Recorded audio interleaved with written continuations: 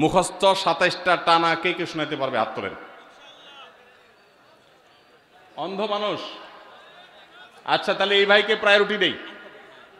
এই যে আমাদের অন্ধ ভাই, আপনি বলেন দেখি। একটু একটু সবাই একটু নীরব হই অন্যদেরকেও সুযোগ দেব। আসসালামু আলাইকুম ওয়া রাহমাতুল্লাহি ওয়া বারাকাতুহু। ওয়া আলাইকুম আসসালাম ওয়া রাহমাতুল্লাহি ওয়া বারাকাতুহু। আমরা হযরতের মুখ থেকে 27টি আমল শুনেছি রমজান বিষয়ে। আমি আপনাদের সামনে 27টি আমল বলার চেষ্টা করছি ইনশাআল্লাহ। মাশাআল্লাহ। 1 নম্বর আমল রমজানের চাঁদ দেখা। 2 নম্বর আমল রমজানের রোজা রাখা। 3 নম্বর আমল রমজান মাসে রাত্রি যাপনের তারাবি পড়া। 4 নম্বর আমল সাহরি করা। 5 নম্বর আমল সাহরি শেষ সময়ে সাহরি করা। 6 নম্বর আমল ইফতার করা। 7 নম্বর আমল তাড়াতাড়ি ইফতার করা। 8 নম্বর আমল ইফতারের দোয়া করা। 9 নম্বর আমল সাহরি ও ইফতারে খেজুর খাওয়া। 10 নম্বর আমল সকল ধরনের পাপাচার থেকে নিজেদেরকে বিরত রাখা। 11 নম্বর আমল অধিক পরিমাণে দোয়া করা। 12 নম্বর আমল মিথ্যা কথা এবং কাজ থেকে বিরত থাকা।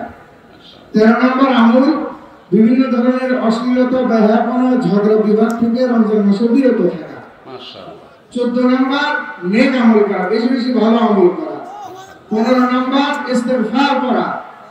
16 নম্বর রোজাদার ব্যক্তিকে ইফতার করানো, যেটা আমাদের সমাজে খুবই কম। 17 নম্বর পবিত্র কোরআনুল কারীমকে তেলাওয়াত করা। 18 নম্বর পবিত্র কোরআনুল কারীম শুধু তেলাওয়াত করা না, পরস্পরের মধ্যে তেলাওয়াত শোনাশুনি করা। 9 নম্বর দান সদকা করা।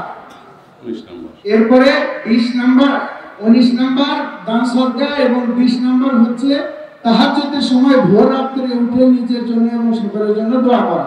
সঠিক। 21 নম্বর উমরা করা। 22 নম্বর, এটা বেশি গুরুত্বপূর্ণ, পবিত্র রমজান মাসের শেষ দশকে ইতিকাফ করা। 23 নম্বর পবিত্র মাস রমাদানের শেষ দশকে আমলের মাত্রাকে বৃদ্ধি করা। মাশাআল্লাহ। 24 নম্বর রমজানের শেষ দশকে ঈদের শপিং আনন্দ উল্লাস ভুলে পরিবার পরিজনকে ডেকে তুলে বেশি থেকে বেশি আমল করা। মাশাআল্লাহ। 25 নম্বর পবিত্র মাস রমাদানের শেষ দশকে লাইলাতুল কদরকে সন্ধান করা। 26 নম্বর পবিত্র মাস রমাদানের শেষ দশকে লাইলাতুল কদরের একটি স্পেশাল দোয়া, যেটা আল্লাহুম্মা ইন্নাকা আফুউন তুহিব্বুল আফওয়া ফাফু আননি, এই দোয়াকে বেশি থেকে বেশি পড়া। এবং 27 নম্বর পবিত্র যে ফিতরার যে বিধান আমাদের উপর, আল্লাহু আকবার, নারে তাকবীর, নারে তাকবীর। মাশাআল্লাহ মাশাআল্লাহ। কি নাম ভাই আপনার? ওনাকে মাইকটা দেন একটু।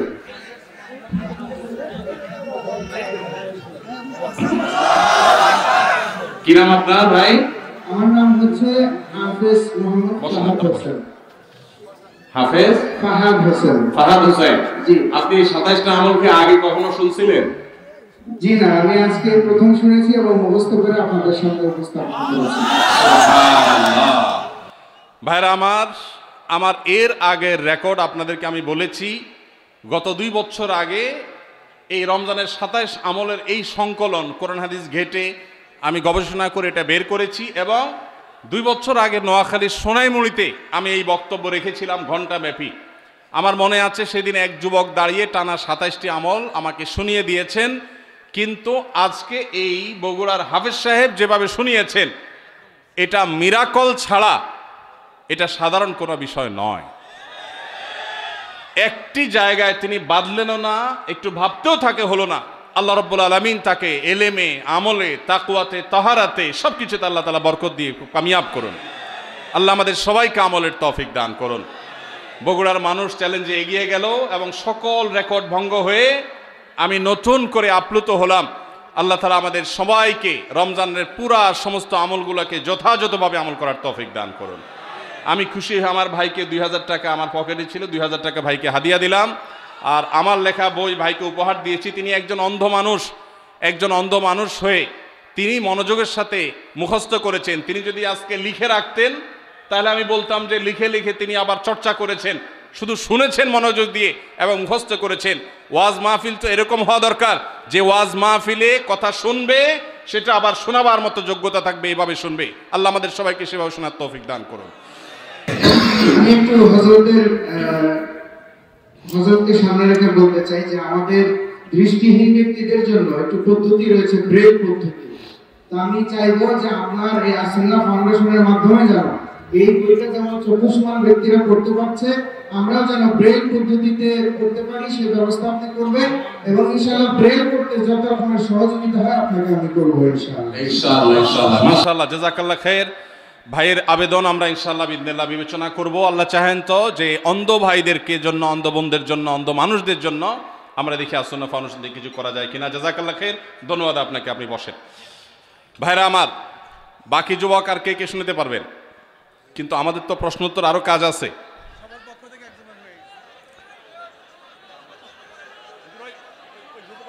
আচ্ছা বসেন, আমি এখন একটা চ্যালেঞ্জ দেই। সবাই একজন এমন ভাবে শুনাইছে, আমার আসলে এর চাইতে ভালো আর কেউ শুনাইতে পারবে বলে আমি নিশ্চিত কেউ পারবে না। এর চাইতে ভালো যদি কেউ পারবেন বলেন তাহলে সে হাত তোলেন। এর চেয়ে ভালো যদি না হয় তাহলে জরিমানা কি হবে? মানে আমরা তো মার্কের কথা জানি, ভালো পারলে মার্ক পায়, কিন্তু মার্ক কাটা যাওয়ার সিস্টেম তো আছে, উল্টা মার্ক হবে। বলেন না পারলে কি হবে?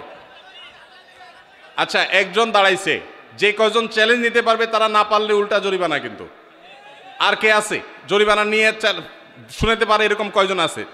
দাঁড়ান, আপনি, এই দুজন আছে, আপনারা চ্যালেঞ্জ নিতে পারবেন যে 27টা শোনাবেন। আপনারা চ্যালেঞ্জ নিচ্ছেন, আপনিও চ্যালেঞ্জ নিচ্ছেন। শেষ, আর কেউ নাই? ক্লোজ, এখন আর নেব না, শেষ। এই 3 জন আর আপনি 4 জন চলে আসেন, 4 জন সামনে চলে আসেন। একটু বসেন। রমজানের চাঁদের জন্য তালাশ করা। 2 নাম্বার রমজান মাসে রোজা রাখা। 3 নাম্বার তারাবির নামাজ পড়া। 4 নাম্বার সাহারি করা। 5 নাম্বার শেষ সময় সাহারি করা। 6 নাম্বার ইফতার করা। 7 নাম্বার দ্রুত ইফতার করা। 8 ইফতারের দোয়া করা। 9 সাহারি ও ইফতারে খেজুর খাওয়া। 10 সকাল সকাল খাবার বর্জন করা। মাশাআল্লাহ, সঠিক। মাশাআল্লাহ, সঠিক উত্তর। কি নাম তোমার? আমার নাম রাফি। রাফি, কি করো? আমি এবার পরীক্ষার্থী। এসএসসি পরীক্ষার্থী। আল্লাহ তাআলা তোমাকে ভালো ফলাফল করার তৌফিক দান করুক। বড় মানুষ হয়ে দেশে থাকবা না বিদেশে চলে যাবা? দেশের মানুষের জন্য কাজ করতে চাই, দেশের মানুষের উন্নয়ন করতে। চান্স পেলে বিদেশে যায় দেশে ভুলে যাবা?